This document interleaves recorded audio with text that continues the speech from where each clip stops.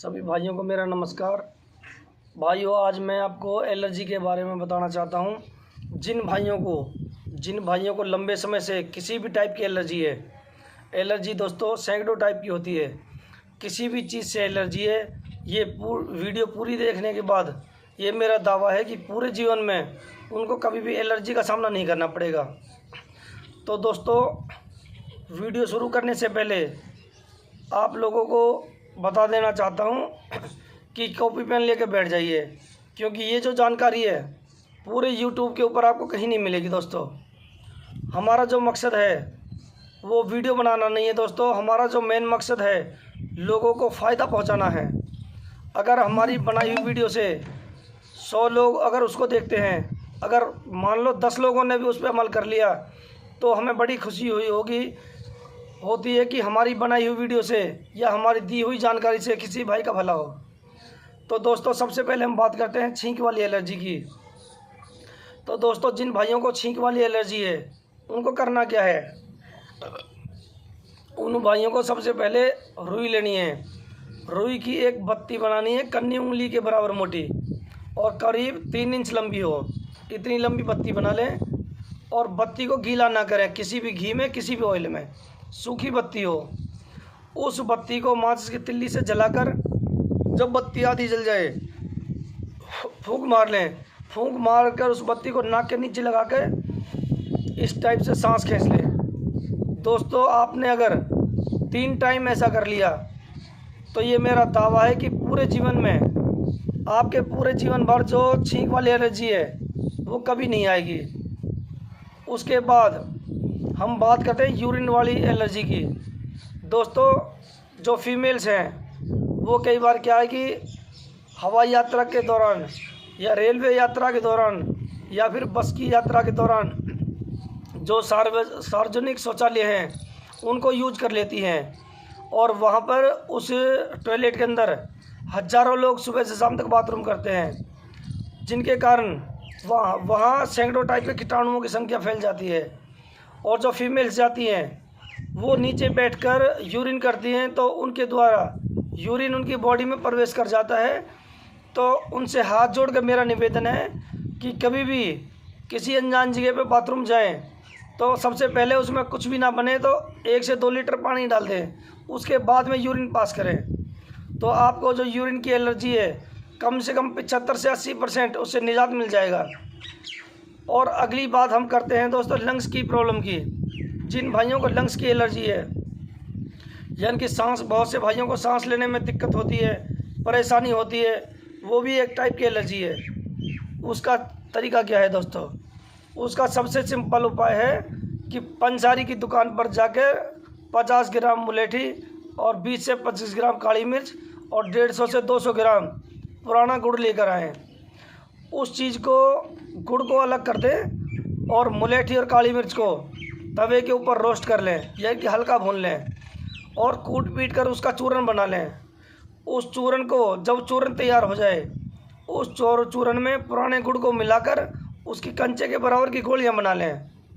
और दोस्तों, सुबह दोपहर शाम उन गोलियों का सेवन करें।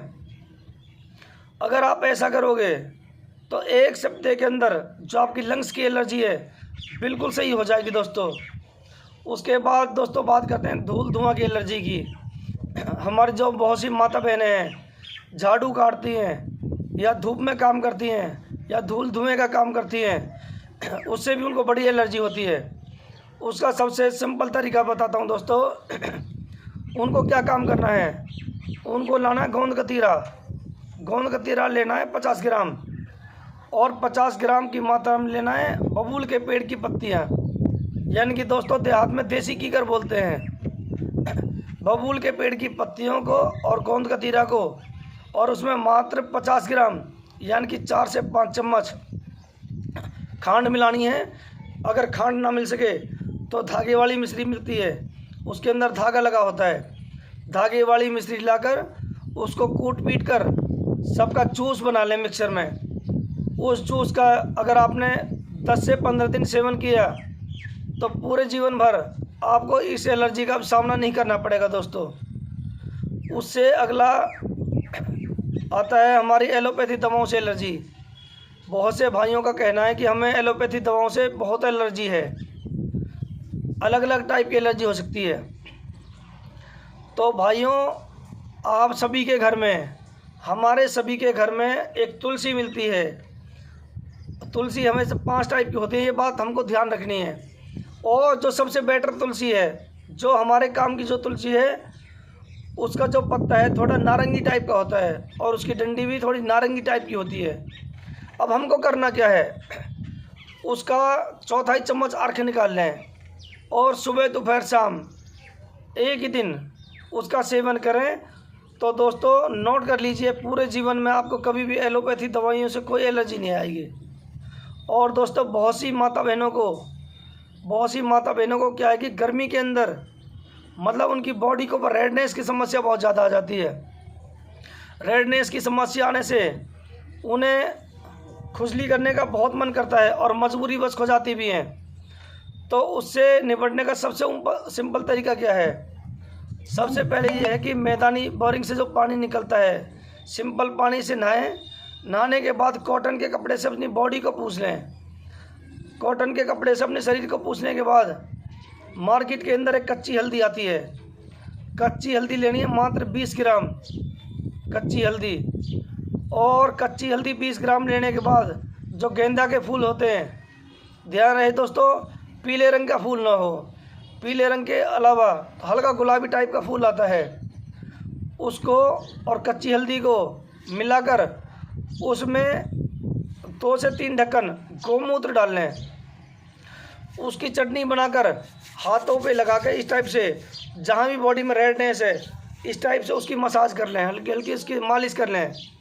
आप देखोगे आपकी जो रेडनेस है वो 2 से 3 दिन के अंदर बिल्कुल डाउन होती चली जाएगी और पूरे जीवन भर आपकी बॉडी पर जो रेडनेस की जो एलर्जी है वो कभी दस्तक नहीं देगी।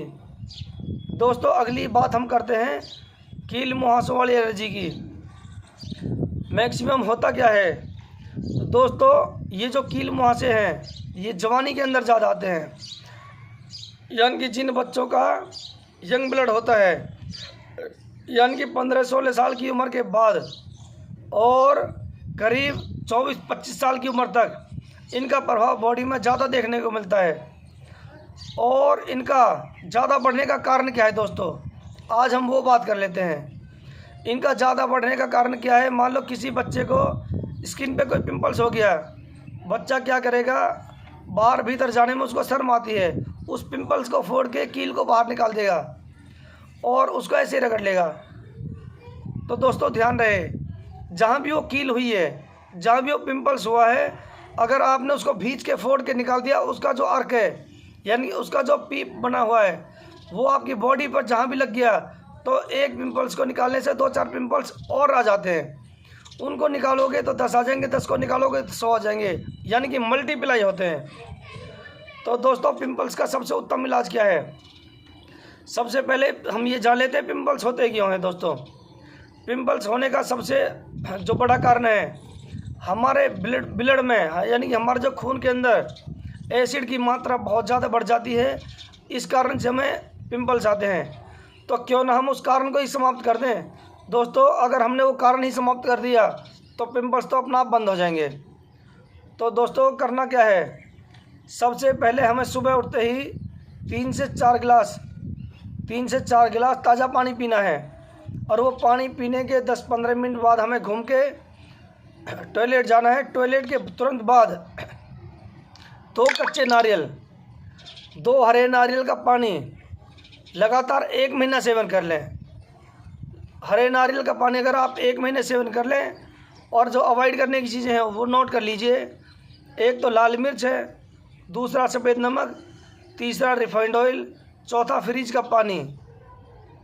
दोस्तों ये 4 चीज़ें, ये 3-4 चीज़ें अपने जीवन से निकाल दीजिए और भूल जाइए। और पिंपल्स का जो क्रिया मैंने आपको बताई है, ये भींचने दबाने वाली, ये बिल्कुल बंद कर दें, आज से अवॉइड कर दें।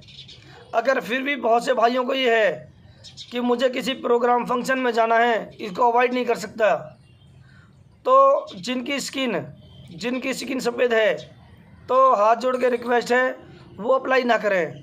हाँ जिनकी डार्क स्किन है या जिन भाइयों का रंग थोड़ा डार्क है या हल्का काला टाइप का है वो लोग कर सकते हैं, क्योंकि गोरी चमड़ी के ऊपर ये जो तरीका मैं बताने जा रहा हूँ पिंपल्स या कील मुहासों को ठीक तो कर देगा दोस्तों, लेकिन हल्का डार्क स्पॉट छोड़ देगा। और वही डार्क स्पॉट जो हमारी ब्लैक स्किन है यानी कि हल्की जो डार्क स्किन है उसके ऊपर शो आउट नहीं होगा, दिखेगा नहीं। तो करना क्या है, 3 से 4 काली मिर्च लेकर किसी भी इमाम दस्ते में या किसी पत्थर के ऊपर उसको पीस लें। उसको पीस कर उसकी मल्लम सी बना लें और जहाँ भी आपको पिंपल्स है उस पिंपल्स के चारों साइड लगा लें, उसके चारों साइड लगा लें। ऐसा एक बार लगा लें, 2 घंटे के बाद एक बार फिर अप्लाई कर दें और फिर 2 घंटे बाद अप्लाई कर दें। यानी कि बगैर नोचे, बगैर खींचे, बगैर मिटाए वो पिंपल्स वहीं की वहीं बैठ जाएगा, ख़त्म हो जाएगा, सूख जाएगा। तो दोस्तों आज हमने आपको जो ये एलर्जी वाली बीमारियों के बारे में बताया है, उम्मीद करता हूँ जो मेरी बताई हुई जानकारी है आपको अच्छी लगी होगी।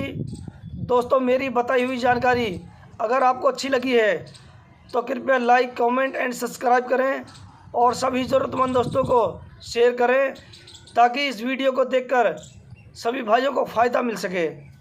नमस्कार दोस्तों।